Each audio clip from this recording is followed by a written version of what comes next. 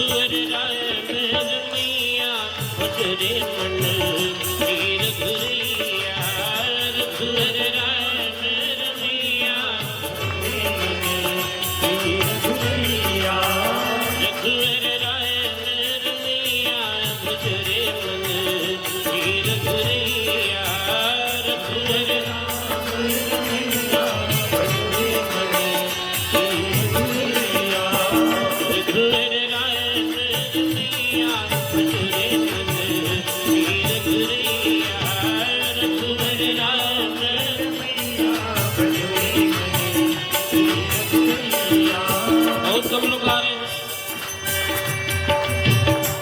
राम भजन से ज्यादा सरल तो कोई भजन ही नहीं है। सबसे सरल नाम राम है, सबसे भजन सबसे सरल भजन राम का है, सबसे पावरफुल नाम भी राम है।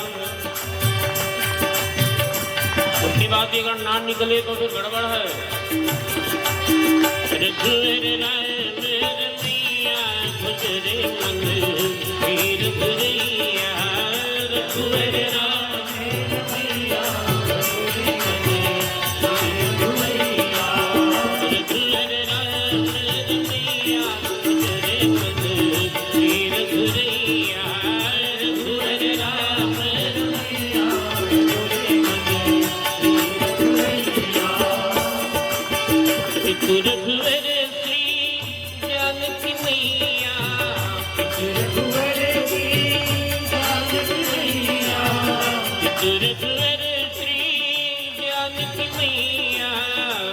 रघुवर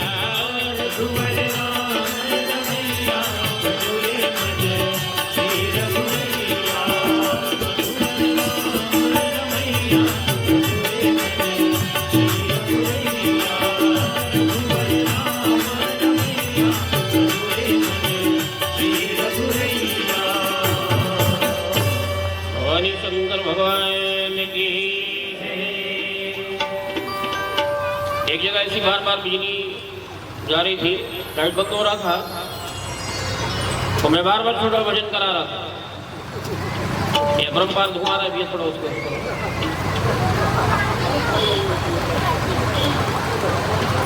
बार बार बिजली जा रही थी, डिस्टर्ब हो रहा था, तो बार बार मैं भजन करा देता था। एक माता जी बोली, महाराज जब भी बिजली बंद हो रहा था बार बार, तो आप भजन ही करा रहे थे। हमने कहा हाँ, क्यों क्यों? जब कभी कोई डिस्टर्ब होता है तो आप भजन गाते हैं, भजन करवाते हैं, क्यों करवाते हैं भजन? उमा जी पूछी माता जी, तो मैंने कहा माता जी आप रोटी बनाते हो कि नहीं? बोले हाँ हाँ। बेलते हो रोटी? हाँ। तो रोटी बेलते समय बीच में परथल लेते हो कि नहीं? परथल लेते? बोले हाँ हाँ। मैंने पूछा जब रोटी बेलते हो, बेलने में तो बीच में परथन क्यों लेते हो? तो माता जी बोली महाराज परथन इसलिए लेते हैं कि परथन नहीं लेंगे तो वो आटा जो है रोटी चिपक जाएगा, रोटी में चिपक जाएगा उसको। हमने कहा बिल्कुल वैसे ही अगर हम डिस्टर्ब होने पर भजन ना कराएं तो श्रोताओं का मन जो है संसार में ही चिपक जाएगा, भगवान से अलग हट जाएगा और दुनियादारी में ही चिपक जाएगा। इसलिए बीच बीच भजन कराने की जरूरत पड़ती है। बोले भक्तवत्सल भगवान की। कथा चल रही थी, एक कर्मकांडी विद्वान ब्राह्मण यज्ञदत्त, बेटे का नाम रखा उन्होंने गुणनिधि। यज्ञदत्त का बेटा गुणनिधि नाम व्यक्ति का नियामक होता है। परसों मैं निवेदन कर रहा था कि अजामिल तो झटके में कर गया, क्योंकि उन्होंने बेटे का नाम नारायण रखा। वासना से पुकारा तो उपासना बन गया। तो यज्ञदत्त ने भी नाम रखा बेटे का गुणनिधि, क्योंकि गुणा सर्वत्र पूज्यन्ते न महत्योपि संपदः। सब जगह गुण की ही पूजा होती है, संपत्ति की नहीं। और संपत्ति की पूजा होगी तो कुछ समय के लिए होगी। गुणा सर्वत्र पूज्यन्ते न महत्योपि संपदः। अच्छा, पिताजी ने कोई कसर नहीं छोड़ी, वेद वेदांत को पढ़ाया, बेटे को डिग्री मिल गई। पिताजी व्यस्त हैं, धर्म के कार्य में लगे हुए हैं। अब वो बेटा गुणनिधि जो है वो ऐसे कुशंग में पड़ा। देखो, एक गुणवान को जब देखते हैं ना लोग, एक गुणवान को देख करके बहुत सारे लोग फन काढ़े चारों तरफ खड़े हो जाते हैं। फन काढ़े कब इसको डसे।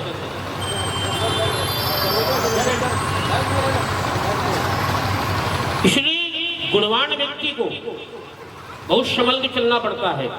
साधना के पथ में अग्रसर होने वाले व्यक्ति को बहुत सावधानी से चलना पड़ता है। जो जो वो ऊंचाई में जाएगा,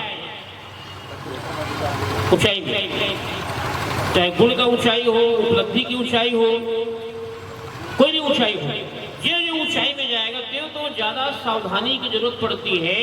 क्योंकि जितना ज्यादा ऊंचाई से आप गिरोगे उतनी ज्यादा चोट लगेगी। ज्यादा ऊंचाई से गिरोगे तो ज्यादा चोट लगेगी। तो गुणवान व्यक्ति को और ज्यादा सावधानी की जरूरत है। पिताजी कर्मकांडी है, विद्वान है, बेटे का नाम गुणनिधि रखा। गुण भी था, वेद वेदांत की शिक्षा प्राप्त कर लिया, लेकिन सब चारों तरफ से फन काढ़े घेरे हैं। वैसे कुशंग के कुचक्र में उसको फंसाए, जुआ खेलने की बुरी लत लग गई उसे। वो जुआ खेलने लगा, गुणनिधि जुआ खेलने लगा। आइए, अच्छा, आप जानते हैं जिसको कलयुग कहते हैं उसके रहने का पहला ठिकाना है द्यूतगृह। कलयुग कहते हैं, कलयुग है महाराज जी, क्या करोगे, कलयुग का सब असर है, कलयुग का असर है, ऐसा बोलते हैं। तो कलयुग का जो पहला स्थान है, पहला ठिकाना है, वो क्या है? द्यूतगृह मने जुआ घर। जहां खेलोगे जुआ करोगे ना, ऐसा नहीं कि स्पेशल वहां जाओगे जब जुआ होगा। जहां मदिरा पान करो, मदिरालय हो गया। द्यूतगृह, मदिरालय, हिंसा जहां हो, मारकाट, व्यभिचार, चार मेन जगह है कलयुग। तो यज्ञदत्त कर्मकांडी विद्वान का बेटा गुणनिधि, नाम बड़ा अच्छा रखा, गुणनिधि। गुणनिधि जो है वेदों में विशारद हो गया, वेद वेदांत की शिक्षा प्राप्त कर लिया, लेकिन लोगों के कुसंग में पड़ के जुआ खेलने का बुरा लत उसको लग गया। पिताजी को मालूम नहीं, बेखबर है पिताजी। यज्ञदत्त महाराज जी कुछ नहीं जानते, लेकिन माँ जानती है। और गुणनिधि जो है घर में आता है, मांगता है धन, पैसे, माँ देते जा रही है। उसको मालूम है कि जुआड़ी हो गया है, देते जा रही है। पिताजी जब आते हैं पूछते हैं कि गुणनिधि कहाँ है। सिंह पुराण में वर्णन करते हैं सूची महाराज। पिताजी आते हैं, गुणनिधि कहाँ है? माँ कहती है वो, और वो अभी पास के गांव में ना अनुष्ठान करने गया है, और लोगों को ले गया 4 लोग। पिताजी को अच्छा लगता है कि बेटा विद्वान हो गया। बीच में पिताजी आते हैं, बहुत दिन हो गया बेटे से मुलाकात नहीं, कहा वो ना, हाँ उनका तो बहुत चल रहा है अनुष्ठान, पूजा पाठ में ही मस्त रहता है वो। माँ जान रही है कि बेटा जुआड़ी हो गया है, उसके बाद भी अपने पति को ये बात नहीं बता रही है, पति से छिपा रही है। कौन? माँ। दुष्शीलो मातृदोषेण, नीतिकार कहते हैं, चाहे बेटा हो या बेटी। सुन लीजिए, अगर लेडीज फर्स्ट की हमारे यहाँ उदाहरणा है, यत्र नारस्य पूज्यन्ते मंत्रे तत्र देवता, पिता से 10 गुना ज्यादा महत्व माँ का है। तो दायित्व भी है, रिस्पॉन्सिबिलिटी भी है, जिम्मेदारी भी है। चाहे बेटा हो या बेटी, अगर वो बेटा या बेटी या संतान चरित्रहीन हो गया या हो गई तो माँ दोषी है। ऐसा नीति शास्त्र। दोषीनो मातृदोषेण पितृदोषेण मूर्खतः कार्पण्यम वंशदोषेण आत्मदोषा दरिद्रता। अगर वो चरित्रहीन है, दुष्चरित्र है तो माँ दोषी है, मूर्ख है तो पिता दोषी है, कायर है तो वंश का दोष, और दरिद्र है तो स्वयं दोषी है, आत्मदोषा दरिद्रता। तो माँ जो है छिपाई जा रही है, पति को बता ही नहीं रही है। अच्छा, प्रथम गुरु माँ होती है, पहली गुरु माँ होती है, पिता, उसके बाद फिर गुरु। और माँ पर्दा डाल रही है, माने मूक्षमती हो गया, वो एक प्रकार से मूक्षमती हो गया। और गुण निधि जो है धन लेते जा रहे हैं, मांगते जा रहे हैं, बर्बाद करते जा रहे हैं। पिताजी से भेंट नहीं हो रही, पिताजी प्रसन्न है कि खूब पूजा पाठ अनुष्ठान चल रहा है बेटे का। और धीरे धीरे घर के गहने जेवर,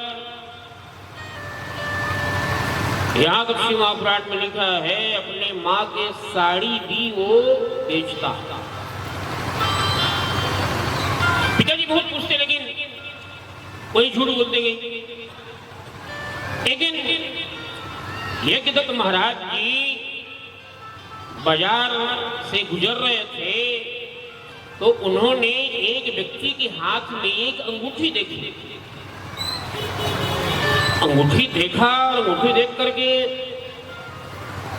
पहचान ली, ये तो मेरी अंगूठी है। उबटन लगाते समय मैं इसको निकाल के रखा था, ये इसके हाथ में कैसे? पूछा उन्होंने, ये अंगूठी तुम्हें किसने दिया, कैसे आया तुम्हारे पास दिया? वो नहीं बता रहा, अरे तुम्हें क्या लेना देना? नहीं बताओ ना कैसे आया, बताओ ना कैसे आया। अरे मेरा कैसे आया, तुम्हें क्या लेना देना? तो बताओ ना भाई कैसे आया, कब आया, ये मुझे तुम्हें कब मिला? वो आदमी ने बता दिया, महाराज ये जो अंगूठी है ना, तुम्हारे बेटे गुणनिधि ने मुझे दिया है, और मैं फ्री में नहीं लिया हूँ, पैसे देकर लिया हूँ। ऐसे तुमने दिया? हाँ, जुआ में वो इतना हारता जा रहा है। श्री महापुराण में ये लिखा है कि उस आदमी ने कहा कि आपके बेटे गुणनिधि से बड़ा जुआड़ी पूरे इलाके में नहीं है, क्षेत्र इतना बड़ा जुआड़ी है। और वही मुझे ये अंगूठी दिया है, मैं लिया हूँ, फ्री में नहीं, पैसे में नहीं लिया हूँ। बताओ, एक विद्वान व्यक्ति, एक कर्मकांडी, एक प्रतिष्ठित व्यक्ति का एक ही बेटा इतना बड़ा जुआड़ी हो गया, उसकी क्या दशा होगी? ये समाचार सुन करके घर आया और अपनी अर्धांगिनी से पूछा, पत्नी से, वो मेरी अंगूठी कहाँ है, लाओ तो। अब वो अभी आना काना करी, हाँ ठीक है, मैं थोड़ी व्यस्त हूँ काम में, घर के काम में व्यस्त हूँ, दूंगी। नहीं मुझे अभी चाहिए, दो ना। अरे मैं भी गृह कार्य में व्यस्त हूँ, वही बाद में दूंगी ना, अभी क्या जरूरी है, मुझे भी चाहिए, दो ना। अरे मैं भी व्यस्त हूँ ना, बाद में दे दूंगी, मैं रखी हूँ संभाल के। झूठ पर झूठ बोल रही है, झूठ पर झूठ बोले जा रही है, मैं तो संभाल के रखी हूँ, दूंगी ना। यज्ञदत्त महाराज जी ने कहा मुझे भी चाहिए, दे रहे हो कि नहीं? अब बताना पड़ा उसे कि अंगूठी तो लगता है हो गया है महाराज जी, मिल नहीं रहा है। अभी भी बात बना रही है, ढूंढने का नाटक कर रही है, नहीं मिल रहा है। श्री महापुराण में लिखा है, यज्ञदत्त महाराज जी ने पूछा, मैं तुम्हारे लिए जो साड़ियाँ लाया हूँ, वहाँ तो कलर भी लिखा है श्री महापुराण में, ये कलर वाली साड़ी कहाँ है, वो कलर वाली साड़ी कहाँ है, लाओ दिखाओ। अब वो कहाँ से दिखाती? वो साड़ी भी बेच दिया था अपने माँ का, वस्त्र भी बेच दिया था।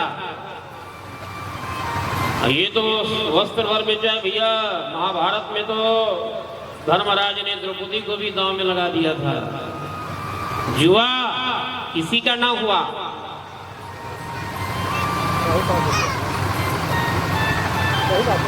जो खेलते हैं सट्टा, एक दिन जरूर लगता है उसको बट्टा।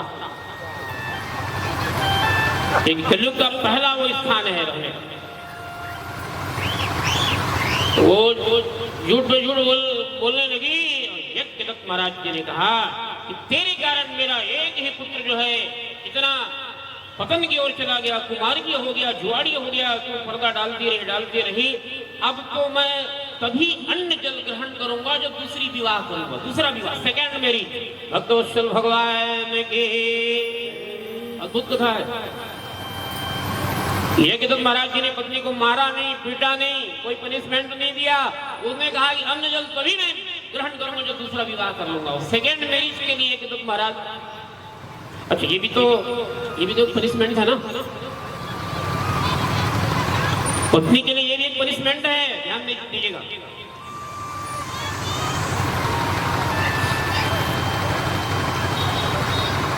वनवास जाते समय सीता जी माँ कौशल्या के चरण पकड़ ली थी। 2 मिनट समझिएगा। तब जानकी सास पद लागी, सुने माँ तुम्हें परम अभागी। माँ में बड़ी अभागन हूँ माँ, कौशल्या में बोली सीता जी। सुनिए माँ तुम्हें परम अभागी, मैं बड़ी अभागन हूँ माँ। तो कौशल्या मियाँ बोली, हे सीते दोबारा अपने आप को अभागन मत कहना। पिता जनक की बेटी हो तुम।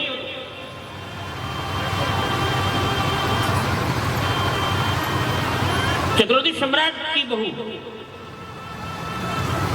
पिता जनक भूपाल मणि, ससुर भानु कुल भानु, राम की पत्नी हो, लक्ष्मण शत्रुघ्न की भाभी हो, अभागन नहीं हो तुम। याद रखना, अभागन कौन है? नजर से गिरी जो अभागन वही है, और पिया जिसको चाहे सुहागन वही है। बोले भक्तवत्सल भगवान के। अभागन कौन है? कहा नजर से गिरी जो अभागन वही है। जो पत्नी जीते जी अपने पति की निगाह से गिर जाए वो अभागन। नजर से गिरी जो अभागन वही है, और पिया जिसको चाहे सुहागन वही है। अपने आप को अभागन मत कहना सीते। तो कौशल्या मियाँ बोली, तो सीता जी बोली, माँ मैं अपने आप को अभागन इसलिए कह रही हूँ कि विदाई के समय मेरी माँ बोली थी कि सास ससुर गुरु की सेवा करना बेटी, सास ससुर गुरु सेवा करो। सेवा करने का समय था, लेकिन सेवा समय देव बन दीना। कि मियाँ वनवास दीदी तो क्या करें हम, ऐसा नहीं बोल रही है वो। रहते महल में कब सेवा करते, हमें तो 14 साल नहीं जाना पड़ा, ऐसा नहीं बोली वो। बहुत ऐसी होनी चाहिए। रामचरितमानस में सेवा समय देव बन दीना, मोर मनोरथ सुफल न कीना, मोर मनोरथ सुफल न कीना, सेवा समय देव बन दीना। तो जो पत्नी जीते जी अपने पति के निगाह से गिर जाए वो है अभागन। माँ कौशल्या बोली, अपने आप को अभागन मत बोलना। मैं निवेदन आपसे करना चाहता हूँ, यज्ञदत्त महाराज जी के निगाह से उनकी पत्नी गिर गई और उन्होंने प्रतिज्ञा कर लिया कि मैं अन्न जल तभी ग्रहण करूंगा जब सेकंड मैरिज करूंगा। ये तो दंड हुआ कि नहीं? वो मार जिससे शरीर में चोट लगती है ना, वो कम दर्द देता है, तुरंत दर्द देगा। ज्यादा हो गया तो महीना 15 में ठीक हो जाएगा, लेकिन ये वाला मार जो है वो पूरी जिंदगी भर वेदना देता है। एक तो महाराज जी ने सेकंड मैरिज कर लिया, दूसरी विवाह हो गई, अब दुखी रहने लगी उनकी पत्नी। और एक एक करके जुआड़ी कुलनिधि जो है पूरे घर का माल मक्का बेच डाला, सब खत्म।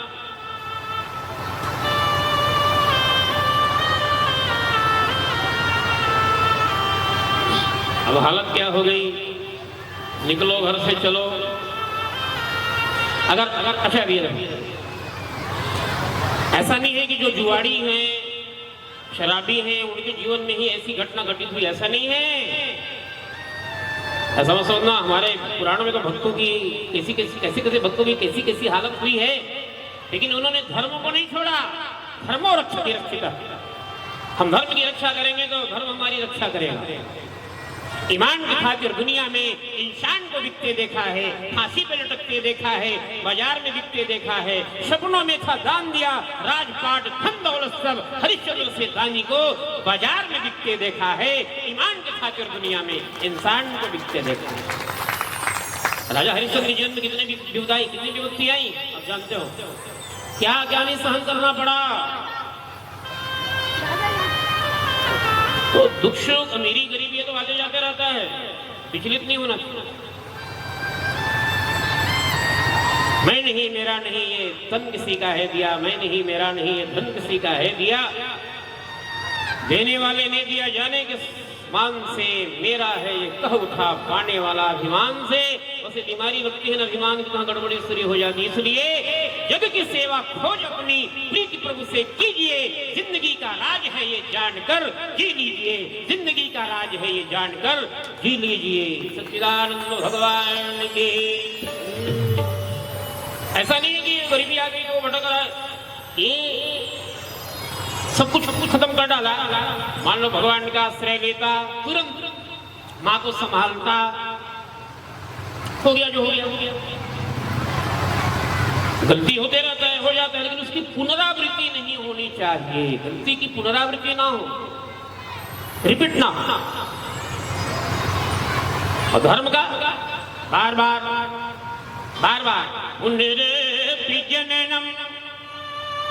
सबसे ज्यादातर जन्म लेने का समय होता है और मरने समय होता है। जन्म तो मरद दूसरा दुख हुई, लेकिन भक्त की क्या ख्वाहिश रहती है,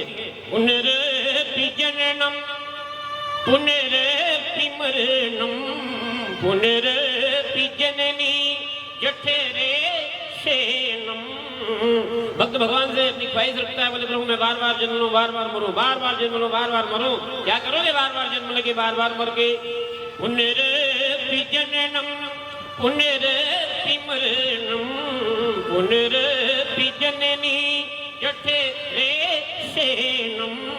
भजे गोविंदम भजे गोविंदम गोविंदम भजे मूढ़मते।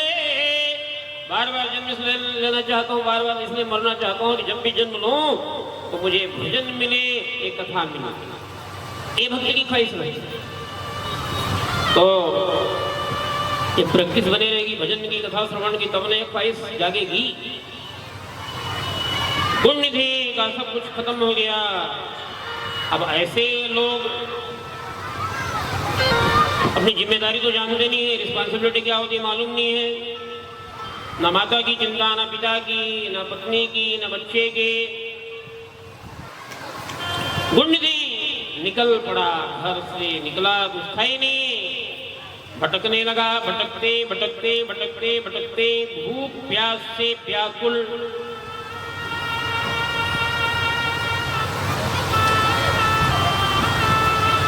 एक शिवालय के निकट पहुंचा। भीड़ लगी हुई थी, भक्त लोग पूजा कर रहे थे, पूजा की थाल लेके जा रहे थे भगवान शंकर की पूजा करने के लिए। सबसे ज्यादा पूजा आपको भगवान शंकर की होते मिलेगा शिवालय।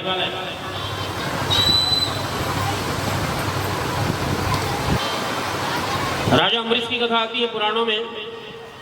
इतने बड़े राजा थे, स्वयं अपने हाथों से मंदिर की साफ सफाई किया करते थे। तो सेवक लोग कहते थे महाराज जी हम लोग के होते हुए क्यों आप ऐसा करने नहीं देते थे साफ सफाई, ये अरे क्यों नहीं, हम करने नहीं देंगे, हम किस लिए हैं? तो वो राजा अम्बरीश रात्रि के दूसरे पहर में जाकर के मध्य रात्रि के बाद मंदिरों में साफ सफाई किया करता था स्वयं अपने हाथों से।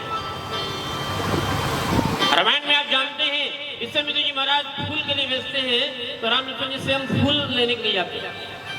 माली लोग कहते हैं महाराज हम ला देते हैं ना फूल, आप क्यों तकलीफ करते हो, फूल लाके हम दे देते हैं। नहीं, फूल तो हम अपने हाथों से चुन के ले जाएंगे। क्यों? तब ना गुरु की सेवा होगी। जब अपने हाथ से फूल तोड़ के ले जाएंगे तब तो गुरु महाराज की सेवा मानी जाएगी ना। तुम रेडीमेड दे दोगे तो थोड़ी। ध्यान देना जो मैं बताना चाह रहा हूं। तो मालियों ने कहा अगर हम आपको अंदर ना जाने देते क्यों नहीं जाने दोगे?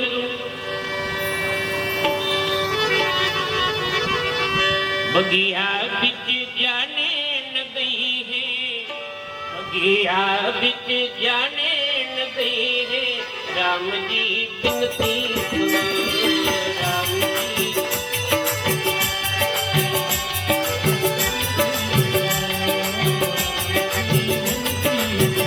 बगिया बिच जाने न दई है, बगिया बिच जाने न दई है, राम जी बिनती सुनो राम जी।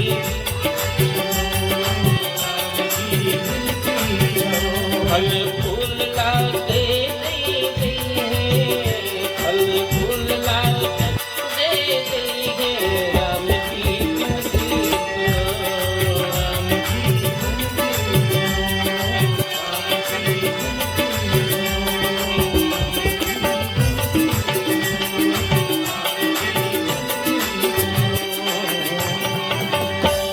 माली लोग भगवान को जाने नहीं दे रहे थे पुष्प वाटिका में, फुलवारी में हम लाके फूल ले देते, लेकिन उन्होंने कहा कि नहीं, हम स्वयं फूल चुन करके ले जाएंगे, गुरु महाराज पूजा करेंगे।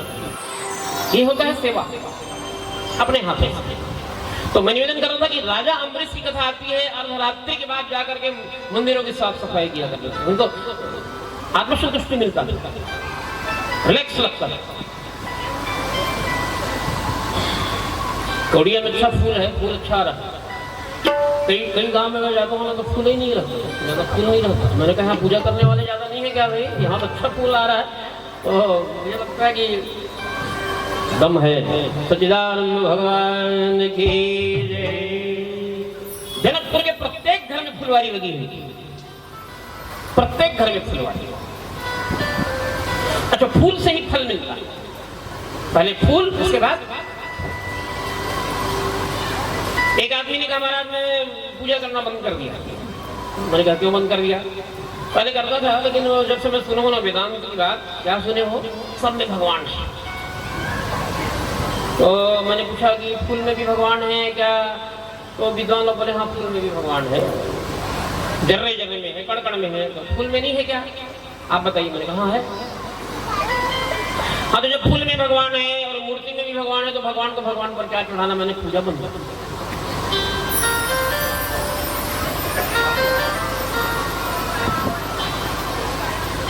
जब फूल में भी भगवान है, मूर्ति में भी भगवान है, तुम ही हो फूल में व्यापक और तुम ही तो मूर्ति में भी हो। भला भगवान को भगवान पर कैसे चढ़ाऊं मैं? अरे हैरान हो भगवान, कोई वस्तु ऐसी नहीं जिसे तेरी सेवा में लाऊं, सब में तो तुम ही हो, तो क्या अर्पण करूं? तो उसने कहा महाराज जी मैं तो पूजा बंद कर दिया, सब में जब भगवान है तो क्या पूजा करना, क्या फूल चढ़ाना? मैंने कहा भले आदमी, पूजा बंद कर दिया? हाँ, सब में भगवान देख रहा। हाँ। मैंने कहा रोटी खाता है? कहा हाँ। चावल खाता है? हाँ। दाल सब्जी? हाँ। मैंने कहा रोटी दाल चावल सब्जी खाना बंद क्यों नहीं कर देता? तो उसको क्यों बंद करूंगा? मैंने कहा रोटी दाल चावल में भी भगवान है, भगवान की। अरे फूल भर में भगवान देखोगे कि रोटी दाल चावल में भी भगवान?